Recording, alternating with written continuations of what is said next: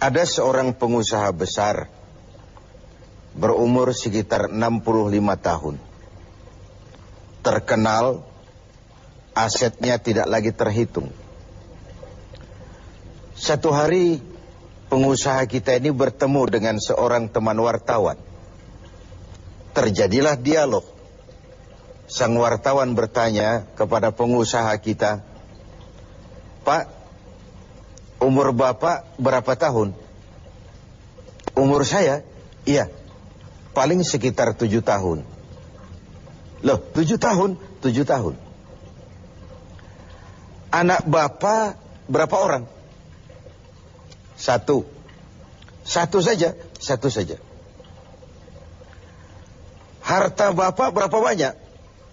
"Ya, paling sekitar 10 sampai 15 juta rupiah saja." Teman wartawan berkata, "Pak, kenapa Bapak berdusta? Bapak orang terkenal, pengusaha besar, punya biografi. Kami tahu umur Bapak 65 tahun. Kenapa Bapak bilang 7 tahun? Anak Bapak pun banyak. Kenapa cuma bilang 1? Harta Bapak, aset sudah tidak ternilai. Kenapa Bapak bilang cuma 10 sampai 15 juta rupiah saja?" Senyum agak getir, sang pengusaha menjawab, "Kau benar, Nak. Umur saya kalau jumlahnya sih memang 65 tahun. Tapi dari 65 tahun umur saya itu, rasa-rasanya baru 7 tahun yang ada artinya di sisi Allah. Baru 7 tahun sujud saya benar. Baru 7 tahun saya laksanakan perintahnya, saya tinggalkan larangannya. Sisa umur yang lain habis kelabu warnanya, penuh dosa dan keingkaran. Saya katakan umur saya coba 7 tahun. Anak, kau juga tahu anak saya banyak.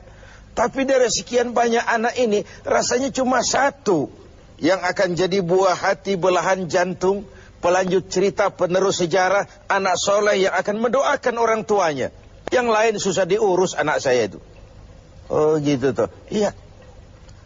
"Mengenai harta, Pak, kau juga benar. Harta saya, aset saya sudah sulit dihitung lah. Pabrik di mana-mana, di tiap bank hampir ada deposito saya.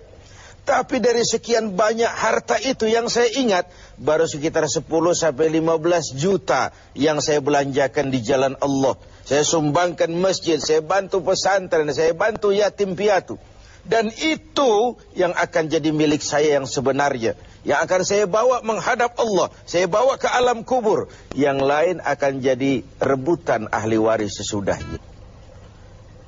Jangan-jangan orang tua tadi adalah kita-kita ini.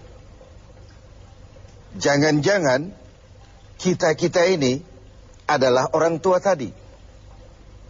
Tapi yang pasti, jangan sampailah kita seperti orang tua tadi itu.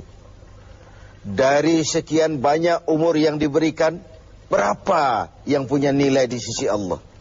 Dari sekian banyak anak titipan Allah kepada kita, berapa yang akan jadi anak soleh, buah hati, belahan jantung, pelanjut cerita, penerus sejarah? Dan dari sekian banyak harta kita, berapa yang sudah kita belanjakan di jalan Allah, yang artinya akan jadi milik kita yang sebenarnya? Banyak ketidakadilan yang terlepas dari pengadilan dunia. Sering orang-orang yang berbuat kebaikan tidak mendapat perlakuan yang pantas di dunia ini. Sering kehidupan jadi rancu. Yang benar dikhianati, pengkhianat dibenarkan. Yang tuntunan dijadikan tontonan, yang tontonan malah dijadikan tuntunan. Untunglah ada akhirat. Bukan sekedar melepas diri dari ketidakberadayaan kita menghadapi sistem. Tapi cermin bahwa tidak satu ketidakadilan yang bagaimanapun kecilnya yang terlepas dari pengadilan dunia akan terlepas juga di pengadilan akhirat nanti. Inilah keadilan. Karena itu pada jumpa kali ini saya ingin menyampaikan sebuah hadis tentang apa yang harus kita pertanggungjawabkan di hadapan Qadhi Rabbul Jalil nanti. Sebuah hadis menyatakan, "Lan tazula qadama 'abdin yaumal qiyamah hatta yus'ala an arba'i khisalin. Besok di hari kiamat tidak akan bergeser telapak kaki seorang hamba sebelum ia dimintakan tanggung jawab terlebih dahulu tentang 4 persoalan. Apa yang 4 itu? Pertama, an umrihi fima afnahu. Umur yang diberikan kepadanya akan dimintakan tanggung jawab kelak. Di mana umur itu dihabiskan?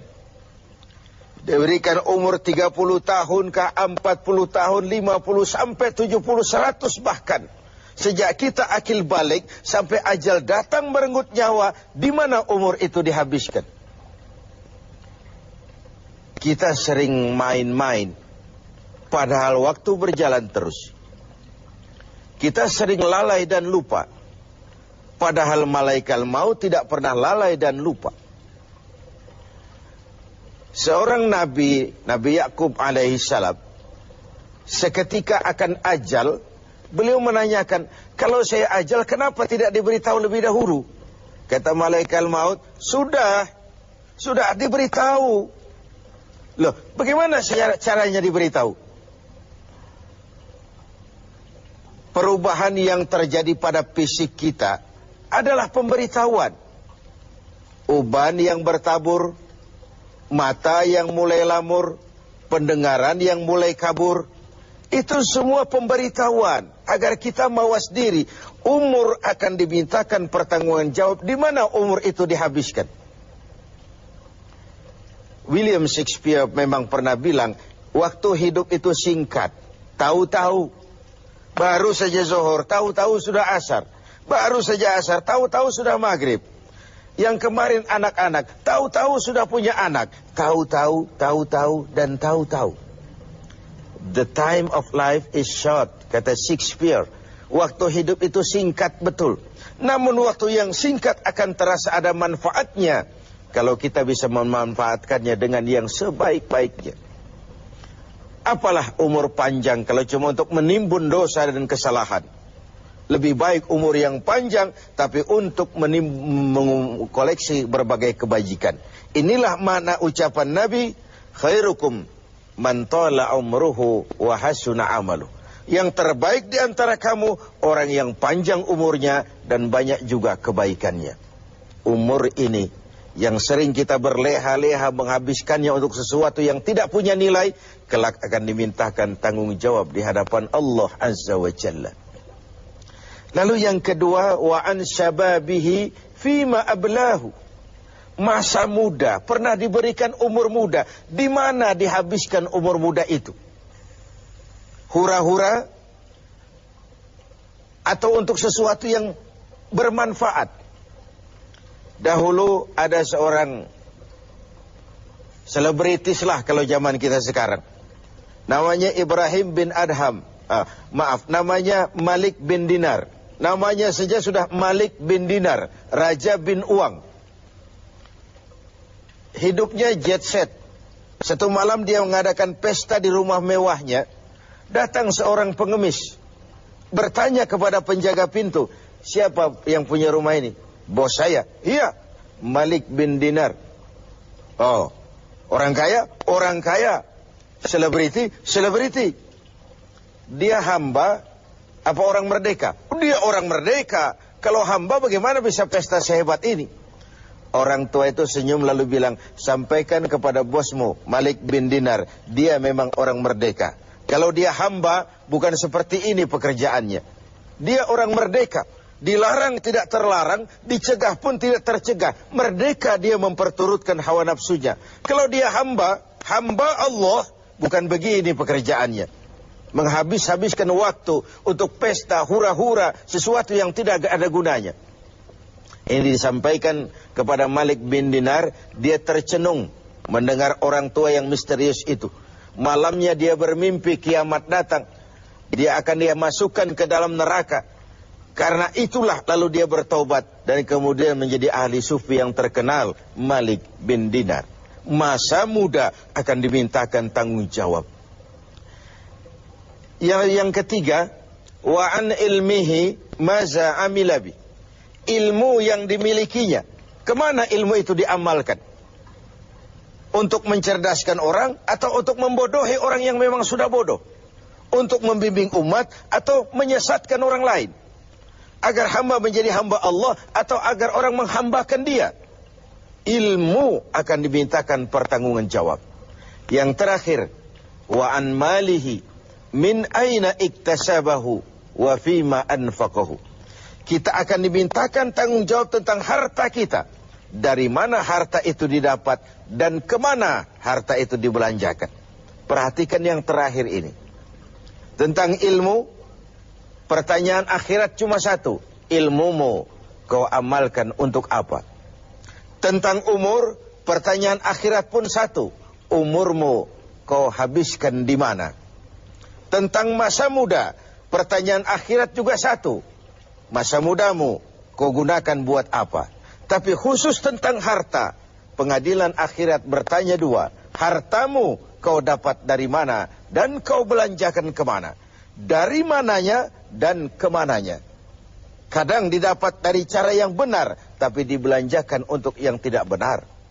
Atau bisa juga didapat dari cara yang tidak benar, dibelanjakan kepada jalan yang benar. Itu pun tidak mungkin kedua-duanya. Pemirsa TV 7 yang berbahagia, mudah-mudahan kita tidak bernasib seperti orang tua pengusaha di awal pertemuan kita ini. Semoga kita menjadi orang yang bisa mempertanggungjawabkan baik umur, masa muda, ilmu pengetahuan, dan harta yang dititipkan Allah kepada kita. Tidak satu pun yang akan luput dari pengadilan akhirat.